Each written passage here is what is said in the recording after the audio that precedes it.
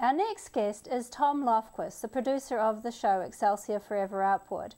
Before bringing Thom on the show, I just wanted to first introduce you to a piece of his artwork.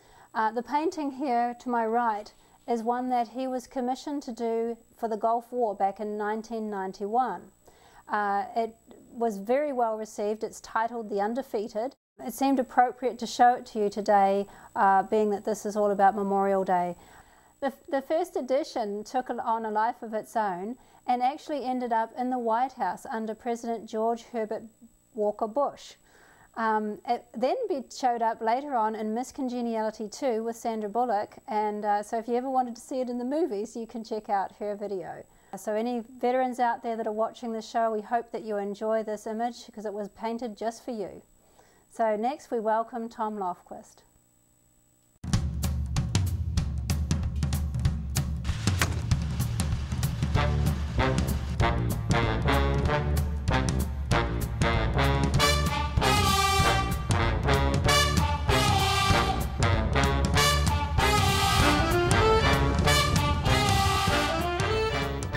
Ever since he was a boy, my father, Gordon Lofquist, dreamed of driving. He often said the happiest day of his young life was his 16th birthday, when he got his driver's license. The story of my dad actually coming by this car was interesting in that my grandfather bought the car brand new. He owned it for a couple of years and then decided that he wanted to get a brand new 1941 Ford. And car dealers were much the same as they are today. He couldn't make a deal to trade the car in, so he decided to sell it privately. And it was at that point when my dad, who was 16, asked if he could buy the car. And my grandpa wasn't a rich man, so he didn't have the ability to actually finance him. So my dad got his grandmother, my great-grandmother, to finance him. So she gave him the $800 to buy this car in exchange for him taking her to the grocery store every week. And that's how he came by the car, and he paid her back without interest. And he was the only kid in high school to have his own car. You can make as high as $245 a month. It's kind of hard to explain, but believe you me, it's important. You see, while you're getting all this wonderful technical training in the Air Forces, you're learning about other things, too. Things that are going to pay off in big dividends. You're learning to be alert. You're learning how to handle men and how to do that job with a lot of pride. Yeah, you're learning about courage, too. But you'll know what I mean, and I hope soon, because the Air Forces are proud to think that you might be with them. And by the time you finish your training, America will have overwhelming superiority in the air. You see, the way the Air Forces feel about it, they're fighting and they're flying for the safety of our people at home, our mothers and fathers and our sisters and brothers. And to keep the terrible war of destruction that swept Poland and Belgium and Holland and blasted homes of good people in London and Coventry and maimed hundreds of innocent women and children in Nanking and Burma and Bataan Peninsula and Pearl Harbor. To keep that war from our own shores, our cities and our homes. The roar of 100,000 motors sing their song, and theirs is a song of freedom. Their wings outstretched in the cause of decency. And each spinning prop drones in vengeance against those who would destroy our way of life. But somebody's got to fly them. A lot of somebodies have got to fly them. Now this is your place. This is where you'll serve America best. Young men of America, your future's in the sky. Your wings are waiting. Dad was greatly influenced by films like this. He wanted to be a fighter pilot, so he enlisted with the Navy. His flight instructor washed him out inexplicably in what turned out to be a suicide mission during the war.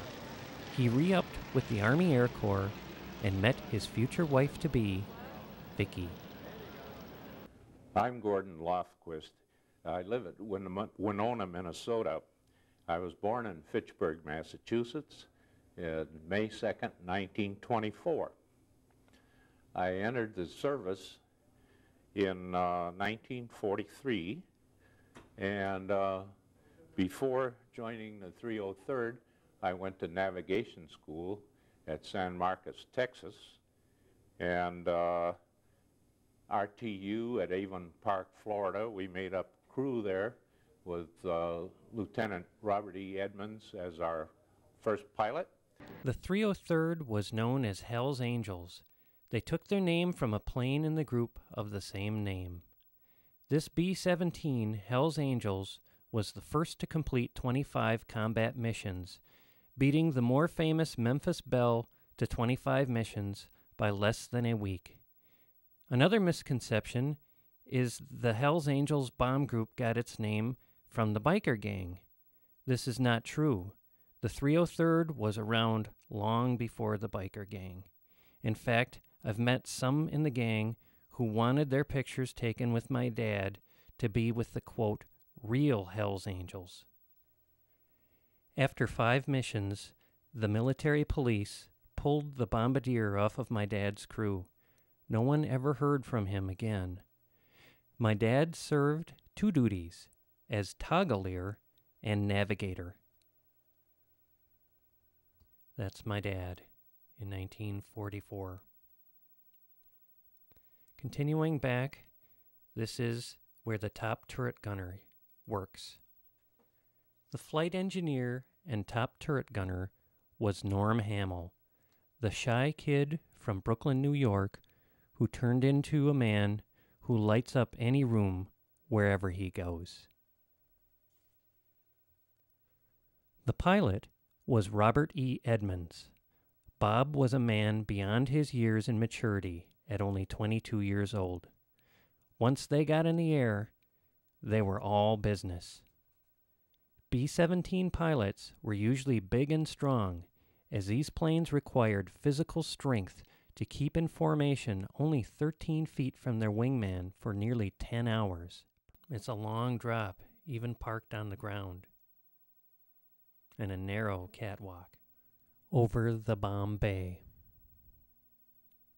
This is the radio room where the radio operator and the engineer of the aircraft reside. The radio operator was Matthew Polo.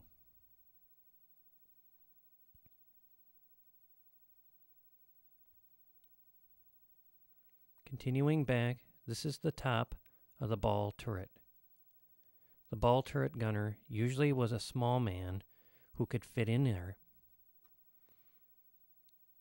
It was very uncomfortable to spend 10 hours in 40 below weather down there. Gordy Farnham had that job. Those ribbons of 50 caliber machine gun bullets are 9 yards long. Hence, the ground crew would say to the guys before they left, make sure you give them the whole 9 yards. The tail gunner's name was Rumberger. He had completed a tour of duty and was set to go home when his wife was ready for their first child. He went to go see the birth, but was considered AWOL by the higher-ups. So they gave him a choice, spend 5 years in the brig or fly another tour. He elected to fly another tour, and he served with my dad's crew. And he made it through the second tour as well, so an incredible 70 missions.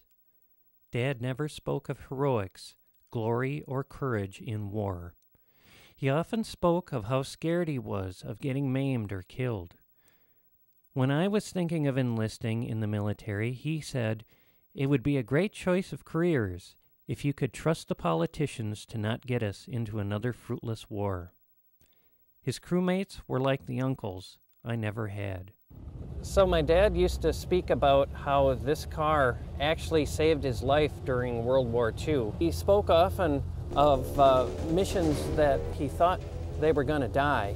They were driving through German flak fields and in B-17s, and it sure looked like they weren't going to make it that day. So he would close his eyes, and even though he didn't quite put it this way, he would visualize himself driving his car again. He had his hands on the wheel and he was actually going in the car, and he felt like doing that is what actually saved him, because if he was driving his car again, it must have meant that somehow or another he survived this day up in the B-17. So I always thought that was rather interesting, and he attributed that to this car.